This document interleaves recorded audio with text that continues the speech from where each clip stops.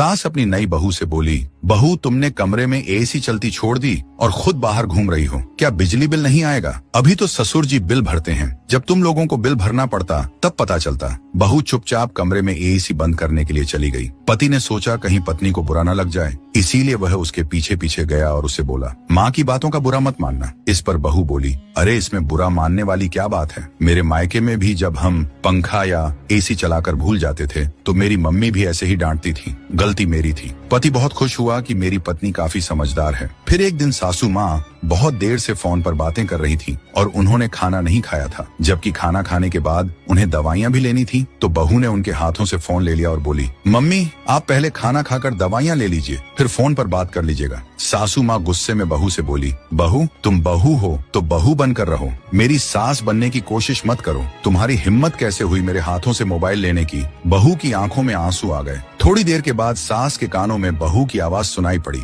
बहू फोन पर अपनी माँ से कह रही थी, माँ मैं तो सासू माँ को आपकी तरह अपनी मम्मी मानती हूँ और उनकी किसी भी बात का बुरा नहीं मानती, लेकिन वो मुझे अपनी बेटी की तरह नहीं मानती। जब मैं आपके हाथों से फोन लेकर खाना खाने के लिए बोलती थी तो आप कितने प्यार से मेरे सिर पर हाथ रखकर कहती थी, मेरा कितना ख्याल रखती है तू। लेकिन जब सासू माँ से मैंने इसी हक से फोन लेकर खाना खाने की बात कही तो उनको बुरा लग गया। मैं तो बस इतना चाहती थी कि वह वक्त पर दवाई ले ले। मम्मी आज मुझे समझ में आ गया, बहू चाहे कितनी भी कोशिश कर ले सास ससुर को माँ बाप मानने की, लेकिन सास ससुर कभी भी बहू को बेटी जैसा प्यार और हक नहीं दे सकते। खैर मम्मी, मैं आगे भी कोशिश करती रहूंगी, लेकिन एक सीमा तक अगर मुझे नहीं अपनाया गया तो फिर मैं भी स्वतंत्र हूँ। अपने फैसले खुद लेने के लिए निष्कर्ष बहू को सम्मान दें, क्योंकि रिश्ते दोनों तरफ से निभाए जाते हैं, एक तरफा रिश्ते बस ढोए जाते हैं।